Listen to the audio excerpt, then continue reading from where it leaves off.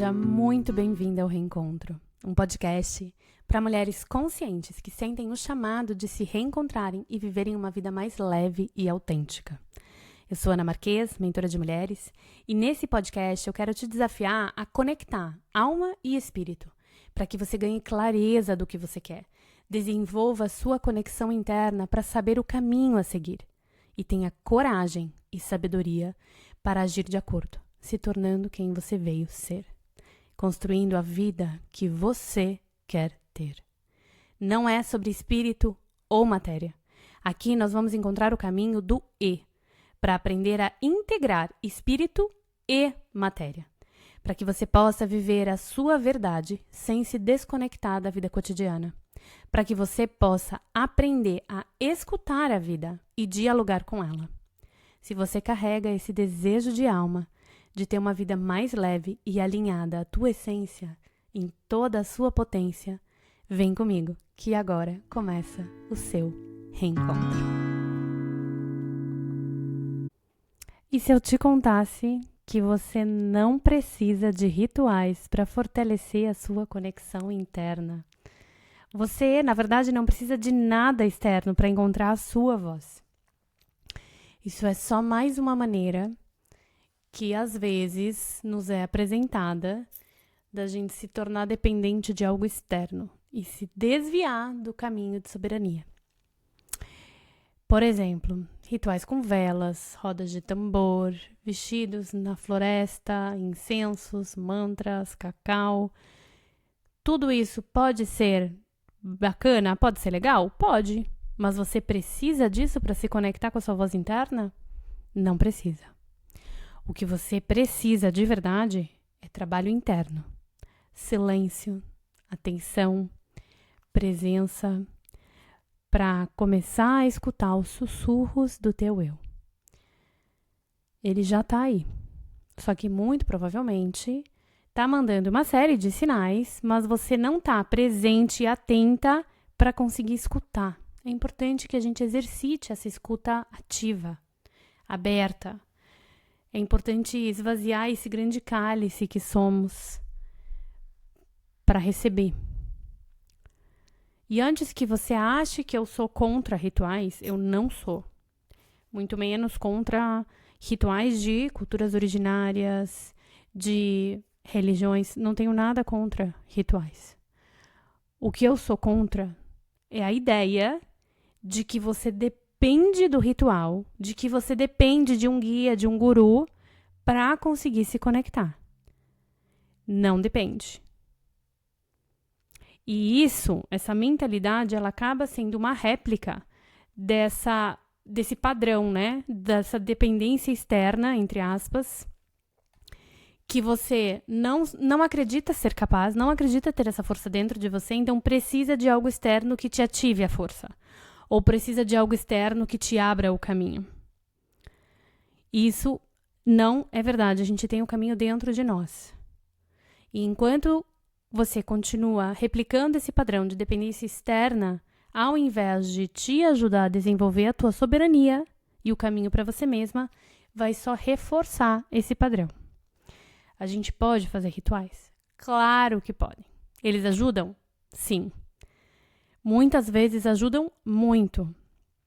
Mas não dá para transformar os rituais, as medicinas, em muletas para a tua conexão interna.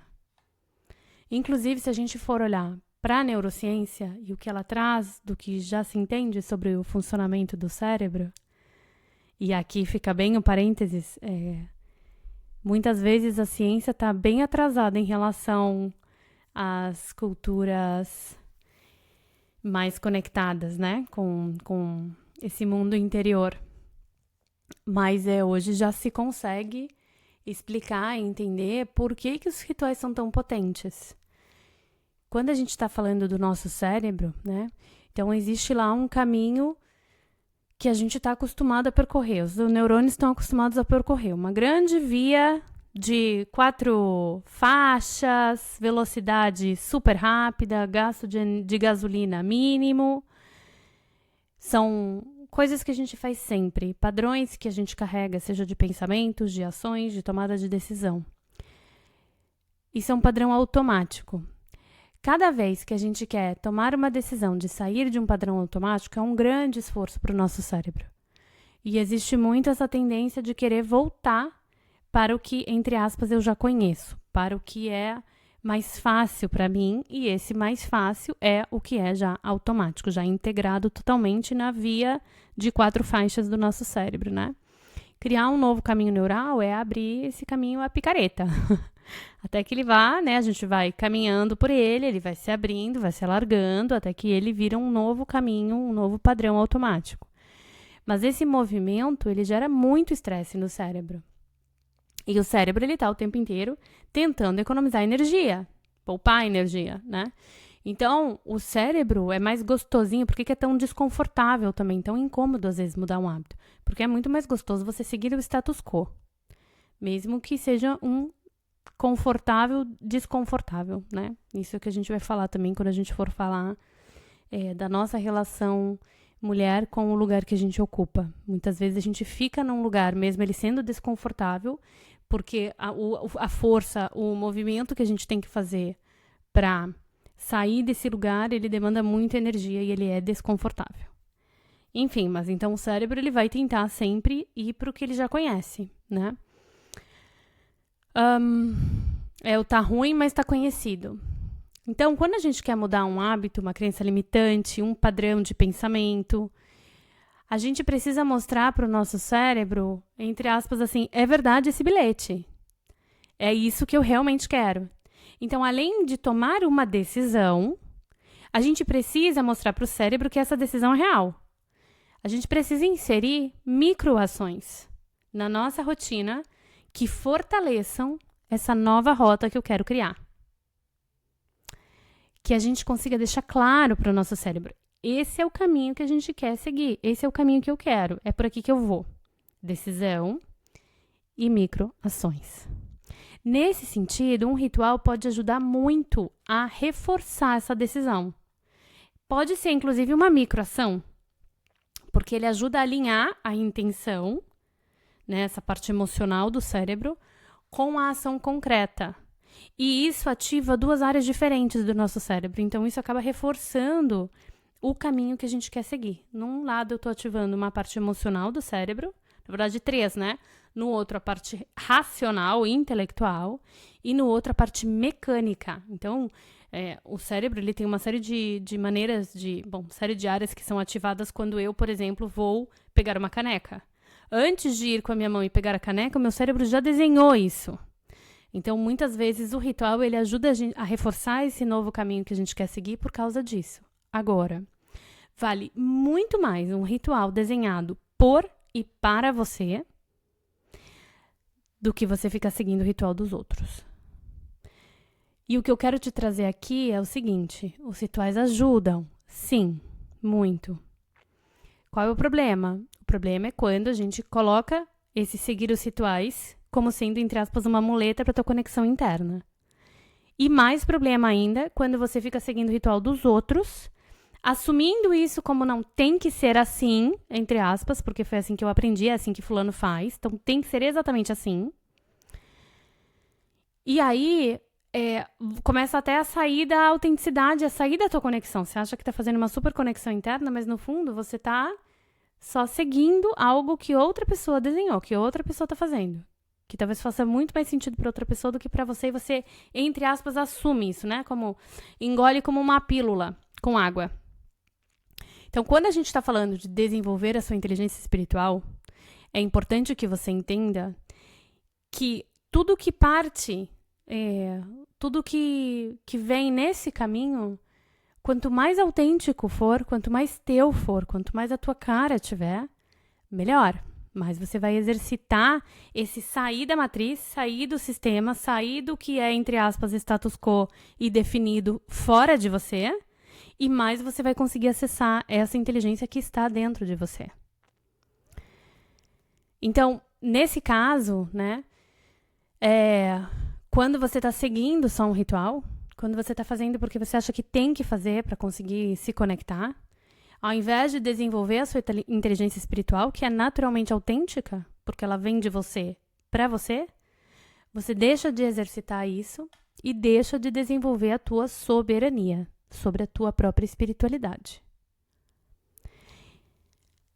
Não é isso que a gente quer, certo?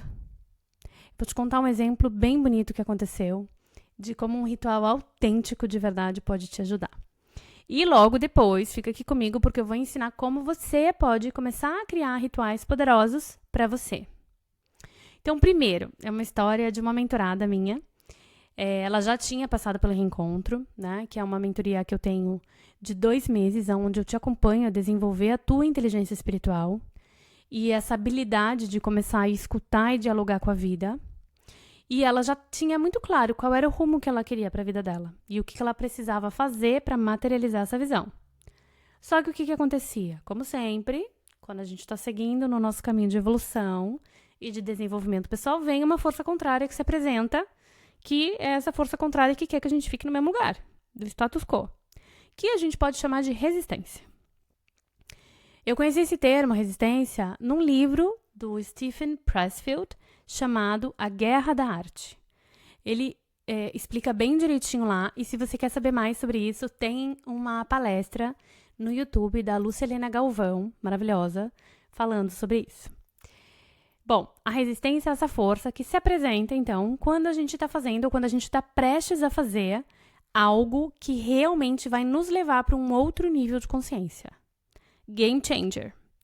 Então, até o exemplo que ele dá, assim, a resistência não aparece quando você desiste de buscar, né, o teu emprego ideal dos sonhos e resolve pegar um emprego num trabalho qualquer. Ela não aparece quando você desiste, por exemplo, de estudar para ver uma série. Mas ela vai aparecer minando a tua vontade de fazer o que precisa ser feito quando a coisa é para valer, quando é um movimento importante que você vai fazer de desenvolvimento. E o mais difícil a perceber, assim, é que ela faz isso com argumentos, né? Argumentos entre aspas, assim, de uma maneira que é muito convincente. Então vem aquele pensamento, mas você já estudou tanto hoje, você está tão cansada, merece descansar um pouquinho. Ou, por exemplo, você precisa fazer uma apresentação importantíssima, mas bem nessa hora você lembra, é que eu tenho que marcar aquele médico, não preciso marcar aquele médico agora, né? Deixa, daqui a pouco eu faço a apresentação. E nisso o tempo vai e essa apresentação que era tão importante fica menos priorizada, digamos. Ou ainda aquele assim, não, eu queria muito fazer tal coisa, não, mas eu ainda não estou pronta, eu precisava estudar um pouquinho mais, eu precisava ler mais esse livro, eu precisava fazer mais esse curso. Tudo isso são maneiras da resistência se apresentar. Se você só olhar essa frase, você vai falar, mas pode ser que faça muito sentido isso, pode ser que a pessoa realmente não esteja pronta, pode ser que realmente a pessoa tenha trabalhado muito, estudado muito, merece um descanso. Mas, normalmente, é somente a resistência se apresentando. Enfim, ela tem muitos jeitos criativos e contundentes, né, de interferir na nossa vida, na nossa vontade, das nossas decisões. Então, tem que ficar, assim, de olho bem aberto.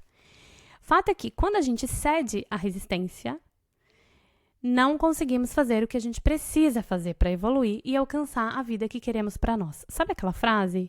A vida que você quer está na decisão que você não toma. A gente também pode usar. A vida que você quer está na ação que você não faz, na microação. A gente tem muita dificuldade de entender que uma grande caminhada começa com um passo. É um passo depois do outro. Mas quando a gente enxerga a grande caminhada, muitas vezes a gente mesmo se poda porque é longe demais. É grande demais. Esse é um outro jeito da resistência se apresentar. Coisas grandes demais. Calma, coisa grande demais, ela começa com um passo, ela começa com uma decisão, ela começa com uma ligação que você faça aqui, agora. Enfim, então, essa minha mentorada, voltando à história, ela estava lutando contra a resistência todos os dias para conseguir materializar aquele sonho que ela tinha. Então, toda vez que ela sentava para começar a se organizar para escrever, o que era parte do plano dela já, vinha a resistência com 1000 motivos do coisas que ela tinha que fazer antes de começar. Ou, às vezes, ela começava, mas ficava aquela coisa em branco, né? Deu branco. Sentava e não conseguia avançar. Bloqueio total. Pensamentos sabotadores. Quem sou eu pra fazer isso? Como eu me coloquei nessa situação? Eu nunca vou conseguir. Não vou conseguir me mancar assim. Não sou boa o suficiente. E por aí vai. Ela já sabia da resistência. Já estava atenta que era essa resistência se apresentando. A gente já tinha trabalhado nesse tema. Mas o que fazer, então, de fato, para conseguir vencer a resistência?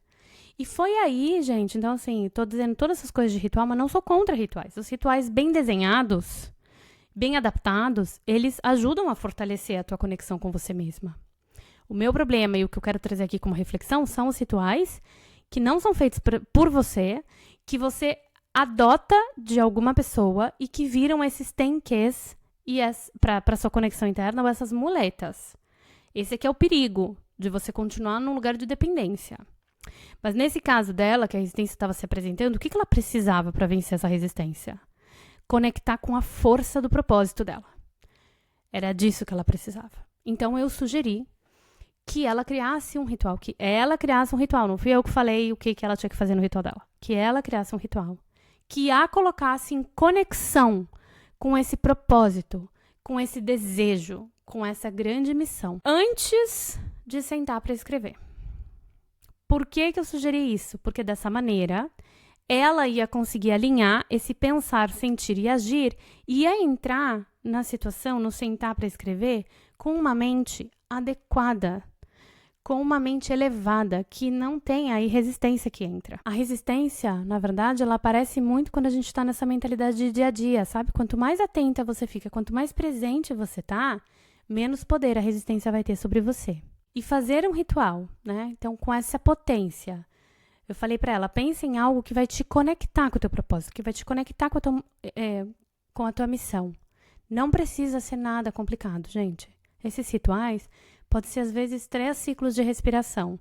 Pode ser ler um poema, pode ser acender uma vela. Coisa simples. Por quê? Começou a complicar demais, meu bem, pode ficar de olho que pode ser uma resistência vindo. As coisas mais importantes na vida são simples. As coisas mais importantes, que fazem mais diferença no nosso bem-estar, são simples. E aí, enfim, o que aconteceu foi que ela desenhou, então, o próprio ritual. E, não surpresa, a partir desse dia ela me contou que conseguiu fluir, que conseguiu começar a escrever. E que não teve mais esses momentos de branco, de bloqueio. Ela conseguiu se colocar cada dia, sentadinha, para fazer o que ela precisava fazer. Então, criar um ritual não é construir um monstro de 7 cabeças super complexo, complicado, velas de várias cores, incenso. Não. As transformações mais profundas, como eu já falei, acontecem através das ações mais simples.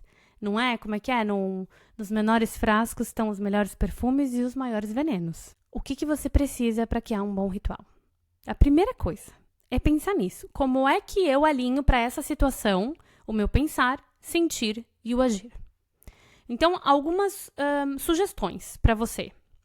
Como que você vai fazer isso? Você vai se conectar com um estado de consciência adequado. Um ritual, para ele ter essa potência de conectar o pensar, o sentir e o agir, ele precisa de um estado de consciência adequado. Seu cérebro precisa estar num ritmo, né? Num modo de crescimento e não no modo sobrevivência. Se você não sabe exatamente do que eu tô falando, eu vou deixar um link para um vídeo do meu canal onde eu explico exatamente isso, como funciona. Mas, para não deixar esse episódio sem essa informação, o modo de crescimento é o modo em que o nosso cérebro está ativando a área pré-frontal de planejamento, de criatividade. É um modo em que a amígdala, por exemplo, o hormônio do estresse, ele não está ativado. Então, o que está ativado é a nossa função de aprendizagem, de criatividade. A gente normalmente está no modo sobrevivência, né? Infelizmente, a nossa sociedade está vivendo no modo sobrevivência ligado o tempo inteiro, né? Ativado de maneira crônica. Que é essa correria, esse estresse, o tempo inteiro. Então, para você sair disso, respira 3, 4 ciclos em que você inspira por 4 segundos e expira por 8 segundos. Ana, precisa ser 4? Não precisa ser 4 nem 8. O importante é, você vai inspirar por menos tempo que você vai expirar. Isso já ajuda você a acalmar e a ativar esse modo crescimento, tá?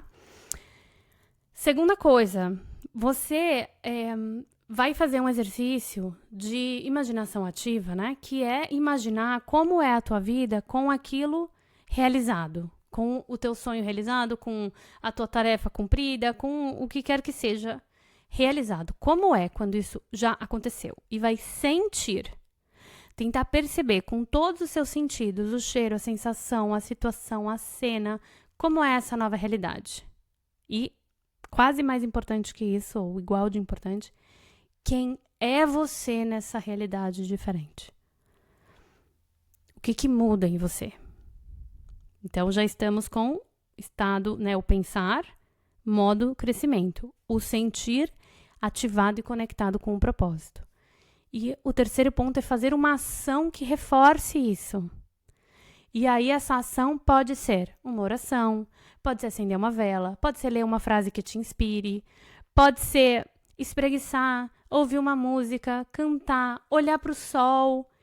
Gente, aqui o céu é o limite. Qualquer coisa que para você faça sentido e que te conecte com esse propósito, com essa missão, com esse desejo, com isso que você quer colocar ali nesse ritual.